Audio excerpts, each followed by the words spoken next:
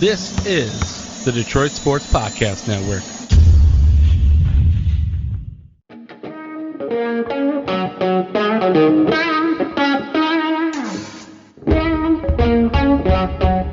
The biggest icon in podcasting.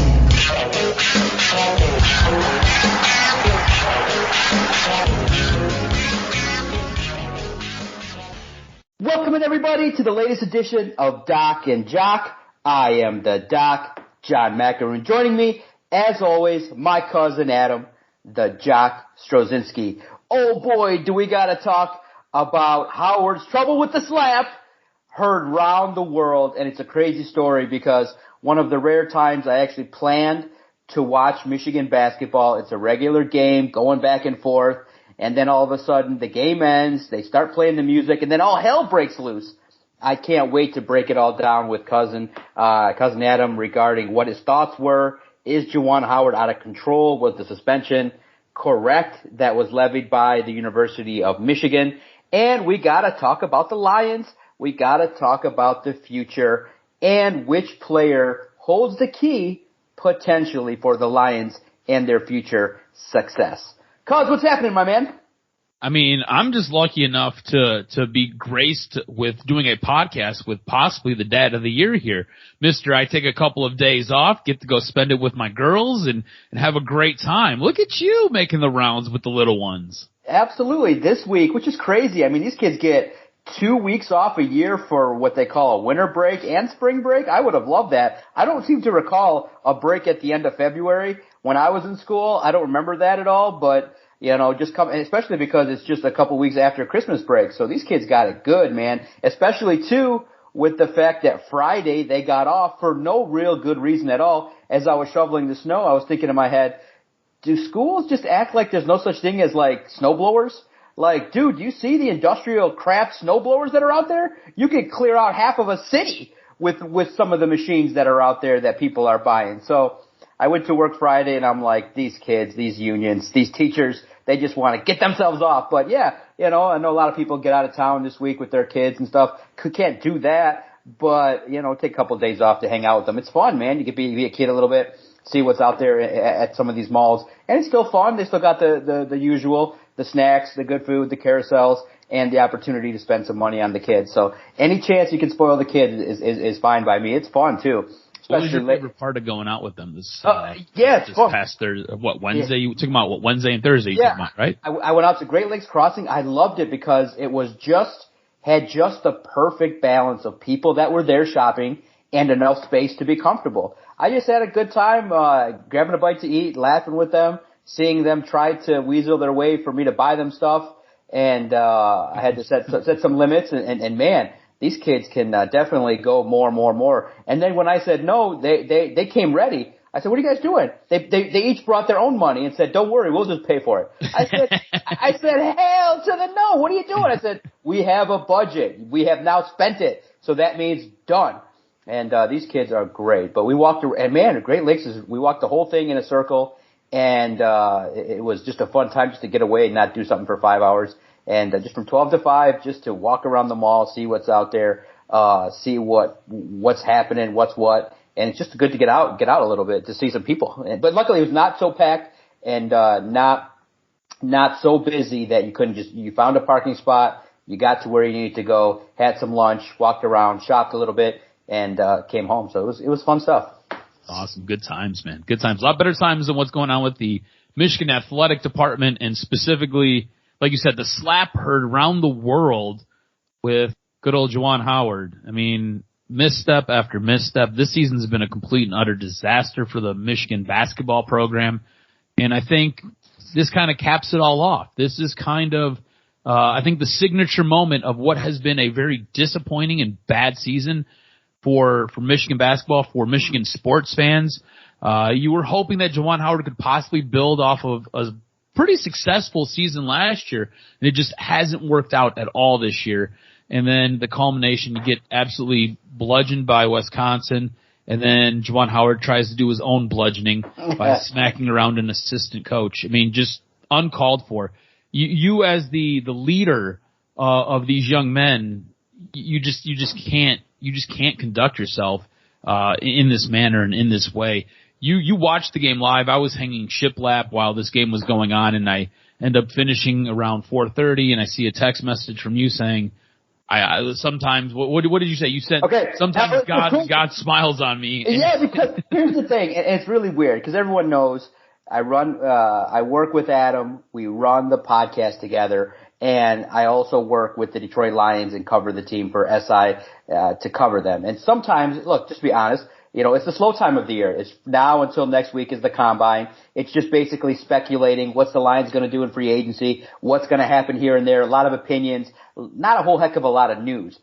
And so sometimes I'm given the creative freedom to cover other things just for my own entertainment too. Like there'll be days where I'm just like, I don't care what the Lions are doing. They are so off the radar of reality and relevancy that sometimes I just want to do something else. So I've been given that freedom because of the audience and things like that. I'm not really supposed to post stuff that's not really Lions related, but when I see the numbers and I see the luckiness that I can outdraw probably others, they don't say nothing. They just let me kind of do it. So I'm like, I want to catch it up on some Michigan basketball. I'm like, there's nothing going on. It's a Sunday. I just want to sit my ass down and just veg out and sort of watch basketball. And let's see what Michigan's about. That was my sole purpose. There's nothing else on. It's 1-3. We got home from church. I mean, let's just watch some basketball. And it's just normal. I was impressed with Hunter Dickinson, impressed a little bit with the defense at times. But then the old bugaboos that have besieged basketball in the state of Michigan with the Spartans, the Wolverines, and the Pistons,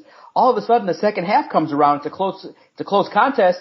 Michigan goes ice cold, and I mean ice cold. There was one possession where I gypped it, where a dude is wide open and airballs it. And I was just so upset and so appalled at the inconsistency shooting. I just was like, what is going on? Because when you watch the Pistons, 6 minutes where it's just clink city. You watch the Spartans, and when they go off, it's turnover city. And I sat there and I watched this. Wisconsin ran away with it late in the game, and it became nothing. I'm like, okay, whatever, here we go. It's the end of the game. They're running the music. All of a sudden, the announcers were hinting, something's wrong. Juwan's not happy. And then it escalated within a moment. And I'm like, oh, my mind now just goes, oh shit, this is great. So I videoed it, got it up there real quick. Then I had to video it. Hold on, pause for a quick second. I love how the Michigan program is falling apart at the seams, and you're like, this is great. But no, this is great because I know brawls equal huge ratings, and that can mean almost the amount of views for that can be just as much as 2 days of work.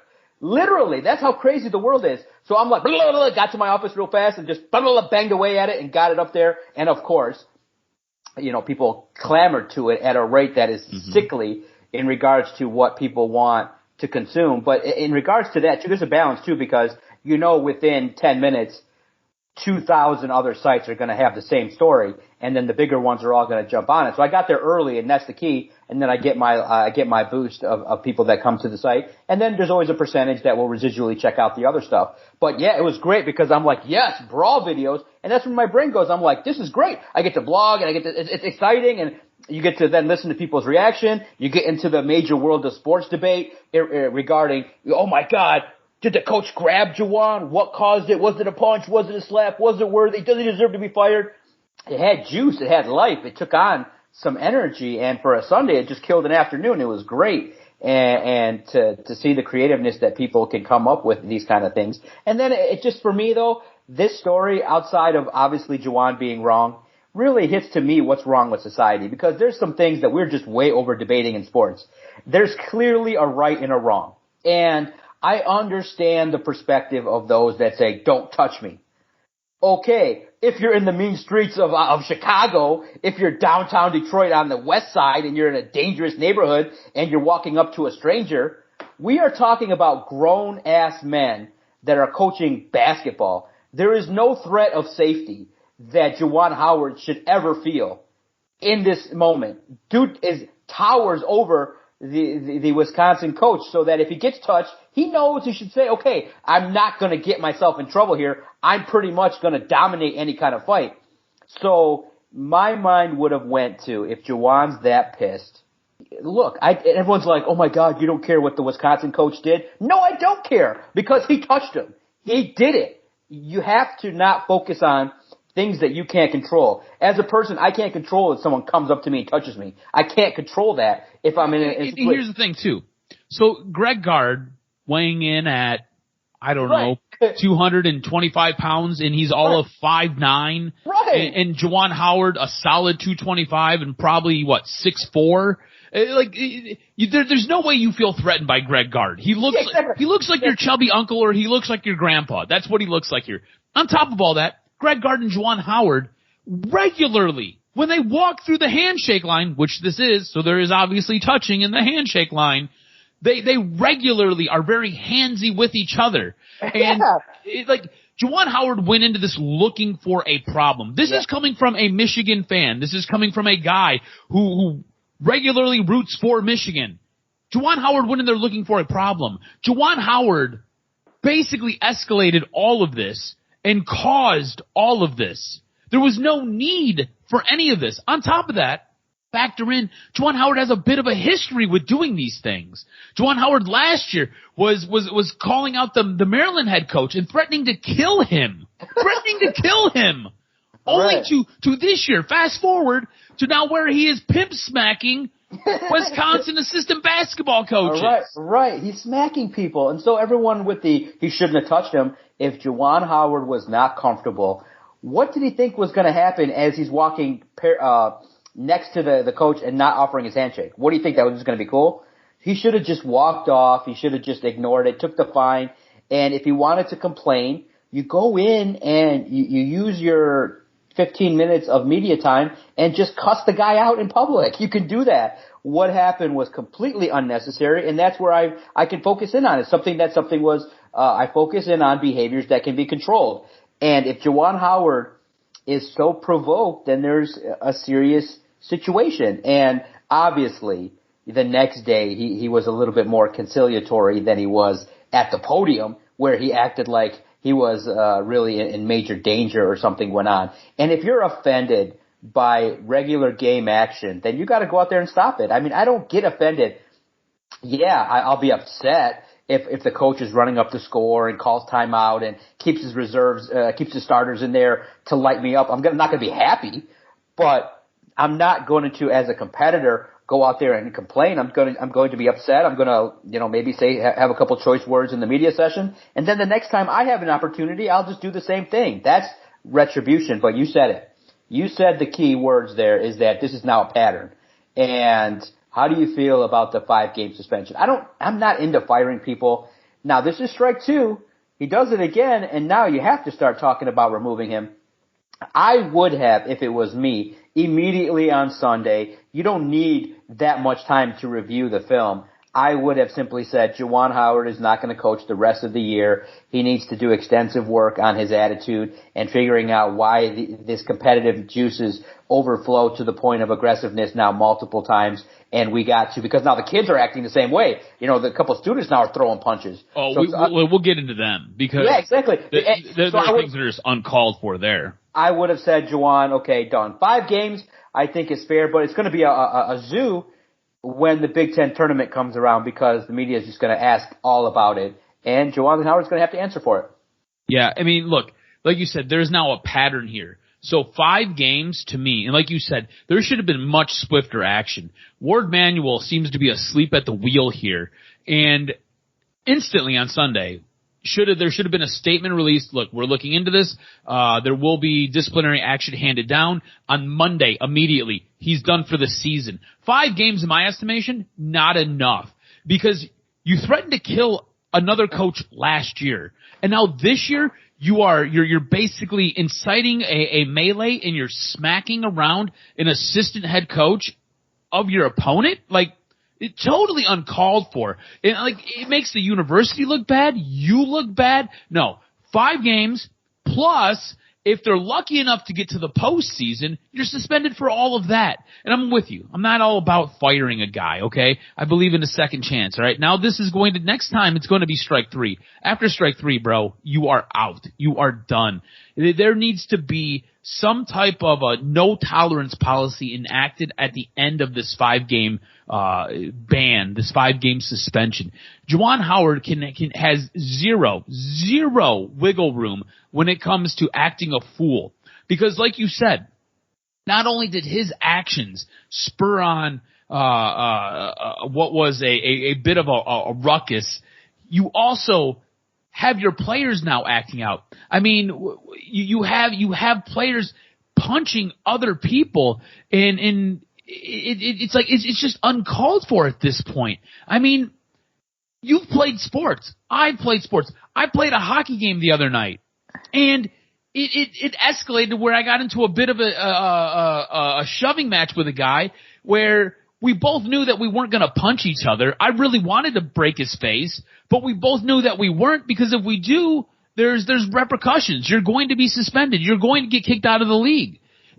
For Diabate, who this is his second time punching an opponent, like a 1-game suspension, that's not nearly enough. Both of these players should be suspended for 5 games. Juwan Howard should be suspended for the rest of the season. We'll see. Hey, Juwan, we'll see when the beginning of 2022-2023 begins. Until then, just go work on either some anger assessment or figure something else out to do with your time. But you're not going to be here. You're not going to be representing the University of Michigan. As far as the players go, 1 game is not nearly enough. It should have been 5 games for them.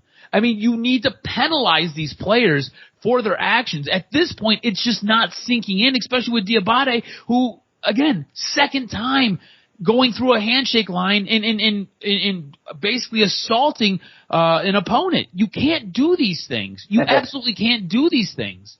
In my estimation, what has happened with the Michigan basketball program and what has basically happened with the football program, with Jim Harbaugh wanting to leave but not necessarily being able to leave, and then holding the program kind of over the fire, and with the Michigan hockey team, who last year basically fabricated a bunch of COVID reports. There's also some alleged activity where there was bullying going on with coaching staff and players, and there's just a whole bunch of crap surrounding Mel Parsons and that Michigan hockey program.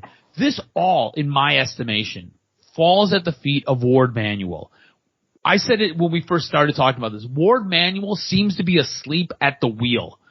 Ward Manuel, also your athletic director, who allowed a basketball player a couple years ago to basically take his wife's car and smash that into a pole. You haven't heard from him basically since then.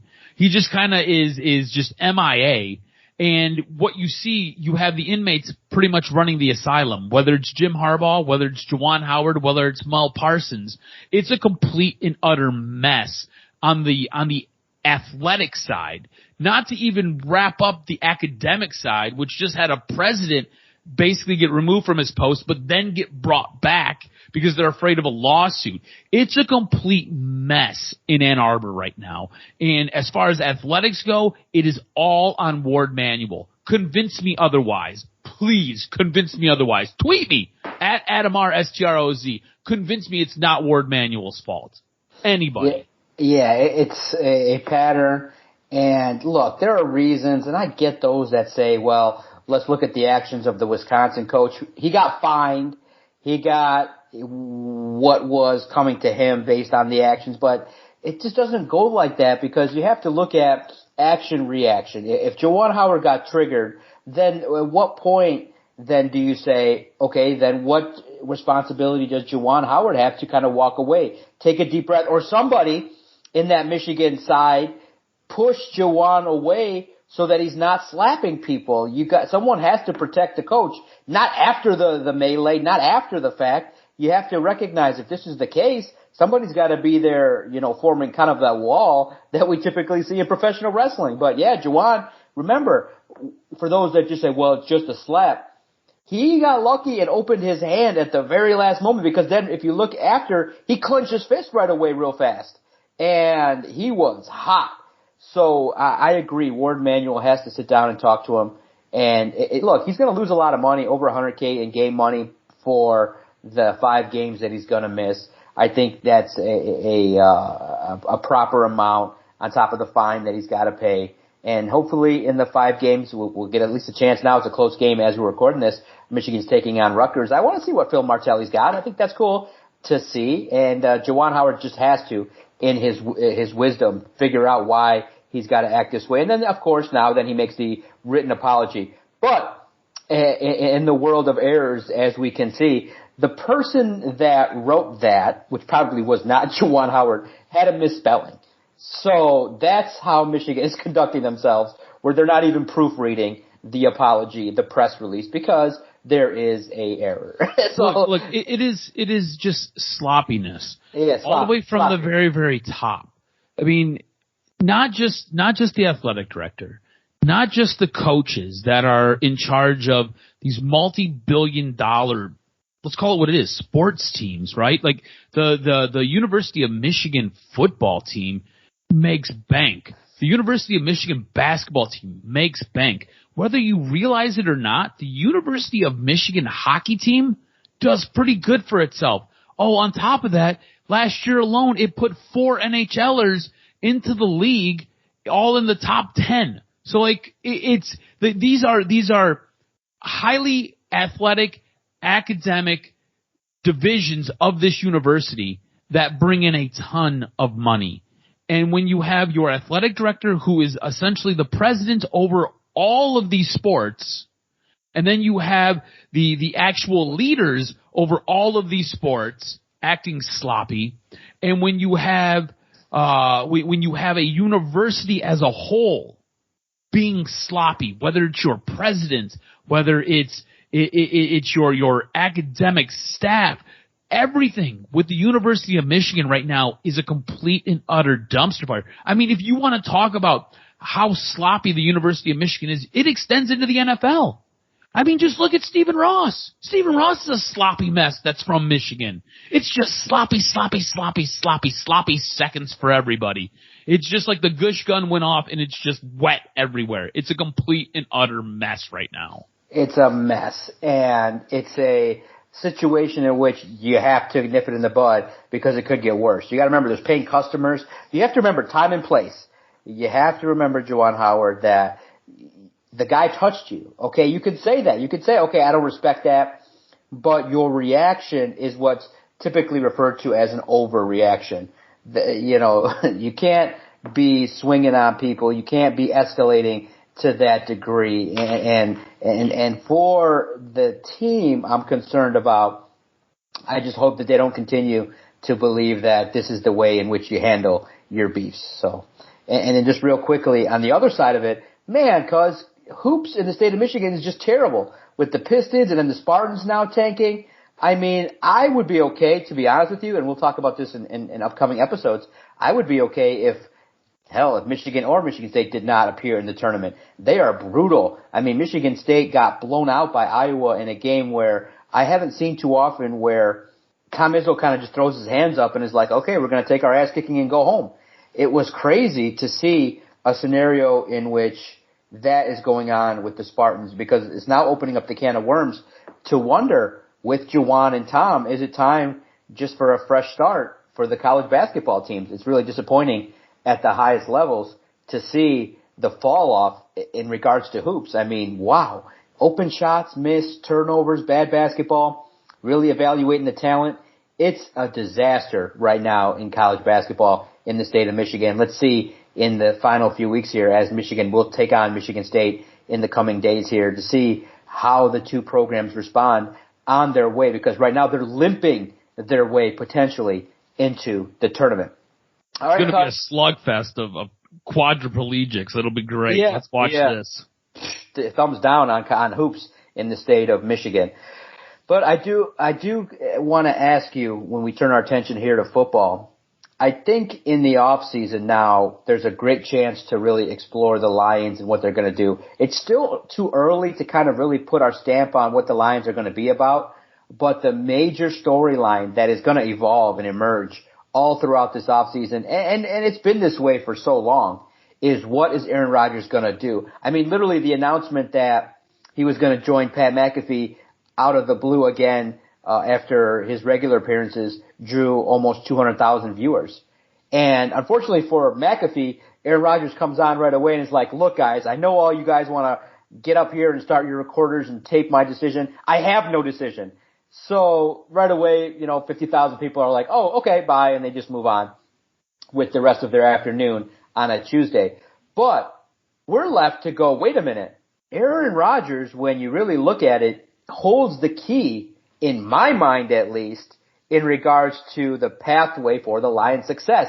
And I'm conflicted. I'm honestly conflicted because on one hand, if he leaves, goes to Denver, the pathway for success for the Lions just really becomes that much easier. And I definitely am looking forward to seeing some of that trends in the right direction for the Lions. But if he stays naturally with age, with the cap situation being a little messy for the Packers, I would also like to, if my little heart could believe the Lions could dethrone the Packers, I would love to see it where there's like a passing of the torch from the Packers to the Lions in some sort of symbolic way. But obviously, being a pessimist, I still don't believe, at this point, a 41-year-old decrepit Aaron Rodgers could still stand there and throw 3 touchdown passes on the Lions and get a call when he needs it. So, on some level, I guess I'm 51-49, hoping that he moves on just so the Lions can have maybe a little bit more hope that they can succeed. I'm curious, do you want the Lions to beat the man? Or do you just say, man, Aaron Rodgers is such an attention whore that him leaving the division, you'd be just fine with it? Or if he stays, maybe the Lions have a chance to succeed and take over the division.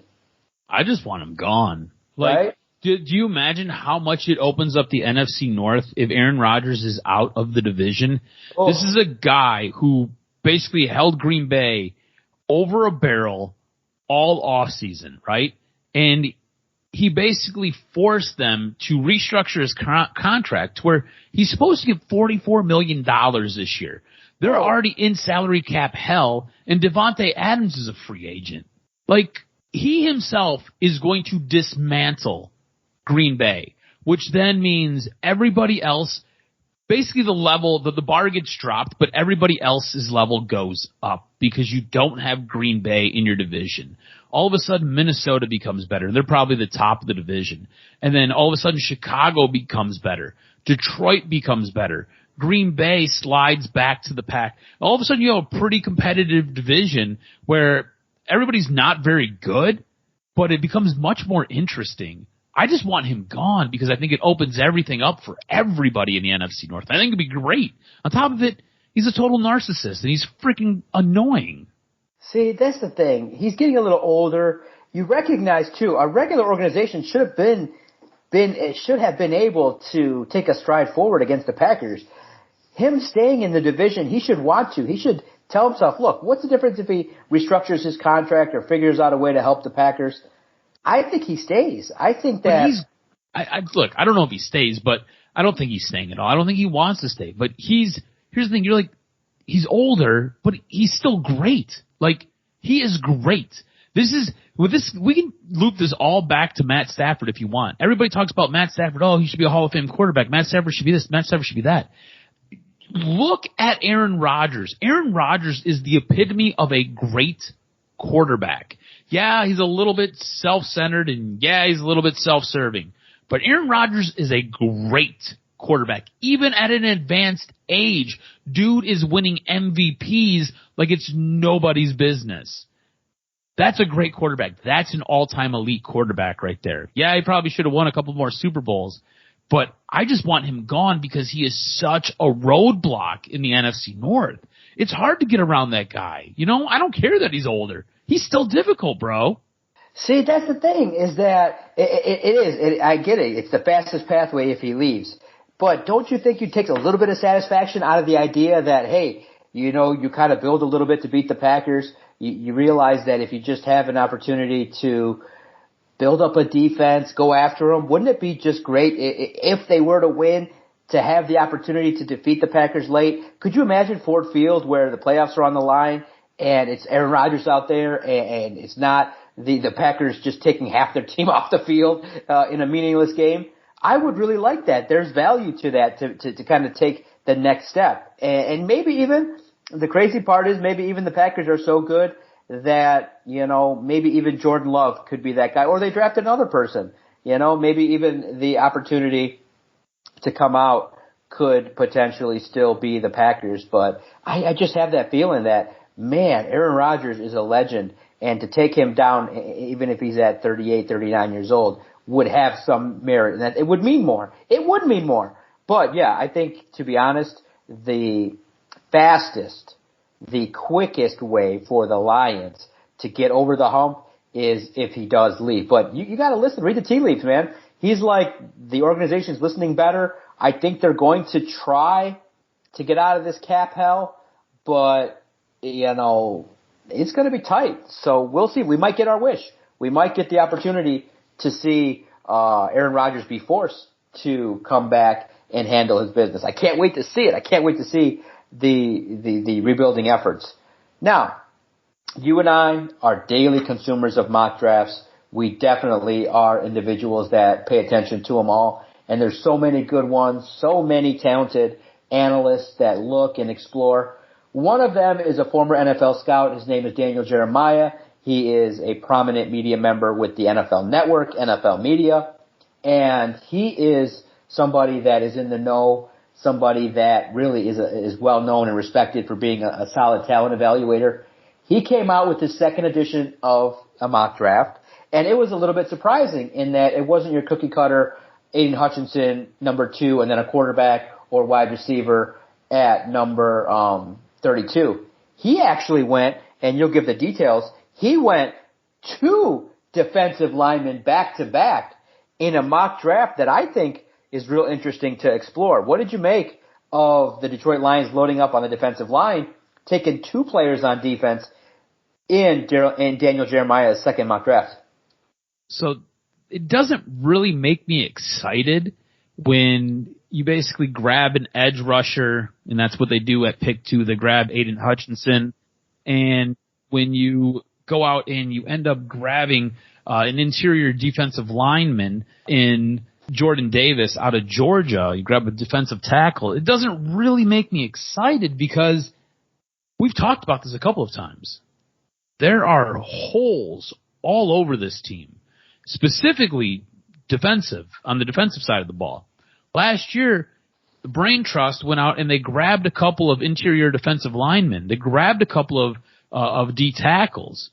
What you really need you need edge rushers and you need linebackers and possibly another corner because nobody has any idea what's going to happen with Okudah here. Maybe even a safety you might need. So doubling down on the defensive line, not a huge fan of it. I really feel like you can grab that edge rusher at the very, very top. When you get to the back end of that first round, I'm thinking you need to go either with another edge rusher, or you need to go linebacker, or you need to somehow equip basically that back end of that defense. I mean, you could even grab a wide receiver there if you wanted to. You can go defense, offense. I'm cool with that. But doubling down and adding all of that to the defensive line when there's a ton of guys out there that you could go get still, I don't really like it. I really don't, especially when you invested so heavily last year in the interior of that defensive line. You cover this team. You basically were in, watched everything last year with the draft. Going out and grabbing another defensive tackle, does that even make sense for this team? Well, when you look at the disappointment that Levi Onwuzurike kind of had and brought to the table, Ali McNeil has more of an upside and I think is more consistent. I'm not at a point yet where I'm questioning Brad Holmes just yet. Obviously, he's known for being a talent evaluator, but I definitely am concerned a little bit about the Levi pick. I think the pick right now, and I'm a little bit concerned about maybe the decision that they made to maybe not take the Carolina Panthers offer and things like that. But you got to realize he's also hit on later rounds. So I definitely want to see one more draft and see what kind of moves, what kind of maneuvers Brad Holmes is going to make. But yeah, taking 2 defenders, you need it. But here's also the change too in philosophy that we could look at. I know that maybe they don't value wide receiver early in the drafts. Maybe they could find somebody later. But I want to see maybe a shift with 32, 34, maybe being used on offense. Because of the fact you saw what the Rams and the Bengals were able to do, defenses are just, at this point in time, kind of minimized. But you look at the Rams, and they had Aaron Donald, but he's a generational talent. You look at Von Miller, he was older and things like that. So you look at it and you say, well, what's the philosophy here? Where's it going to go? It's going to be interesting to see. But you saw Brad Holmes look to build in the trenches. So I look at it and I say, I want a little bit of a mix. I would go 2 out of the first 3 on offense and look at maybe cornerback, look at safety, look at other positions where there's depth later in the draft. Maybe hit on a big wide receiver or a talented one. But here's the problem, cuz you're kind of fucked in that picking 32 takes away a lot of the high-end talent. And that's where this building thing is just really, requires a lot of patience. Because at 32, you're looking at quarterback now. You're looking at other situations, all the good players. Jahan Dotson, Chris Olave, Drake London. There's a lot of mock drafts where all those guys are gone. So drafting at 32, it puts you in a bind. But I don't see them going. I potentially still, for whatever reason, I know there's a love fest with Aiden Hutchinson. I just, at this point, don't see Brad Holmes liking that kind of player. I see potentially a willingness to trade down to get more picks. Because, why would you draft a player where they say his ceiling is not as good as Nick Bosa? Just because you have that pick to satisfy the fans? I don't see that. I see them being open to opening the door to moving down just to get another pick. The only thing is you have to find somebody who's willing to move with you. And I think that becomes a bit of the hard part of it. So, look, I could see the team I could see moving with the Lions would probably be the Jets. Jets have a ton of capital, maybe even the Giants. You know how the Giants love their defensive front. So I could see the Jets or the Giants. And look, if that happens, I think it works out great for the Lions because you have the possibility to add 2 more draft picks in the first round if you trade with either one of those teams. So I think that works out nicely. But I don't know. You remember, it takes 2 to tango. I think everybody would love in this specific draft if the Lions could somehow move back, right? Move back and acquire more draft capital or even possibly grab another draft pick next year. Maybe move back a little bit now, and then all of a sudden you get another draft pick for the following year. So next year you're going into the draft with 3 number 1 picks or 3 first round picks. I think everybody would absolutely fall in love with that because, again, putting all of our eggs in the quarterback basket for next year. But you have to get somebody who's willing to do that with you, and it would take a very special team who is going to fall in love with either Aiden Hutchinson or Thibodeau or somebody at the very, very top of that draft. And generally, the way things are kind of falling right now, reading all of the tea leaves, it will probably be Hutchinson or it will probably be Thibodeau. Not a whole lot has really changed since the end of the college football season. And for that to happen, you got to kind of look at a team that really values defensive line and defensive edge play. And again, that leads me back to the Jets and to the Giants. Okay. Before we get out of here, I do want to get a sense of this, too, because I spent the week, too, definitely stalking Kelly Stafford's Instagram because, I want to live vicariously through Stafford and his partying and things like that. Dude had himself a good old time. After that whole mess with the photographer, him and the boys, they went out to Vegas and they went to the Wynn and they were throwing down and drinking and they were golfing and having a good time.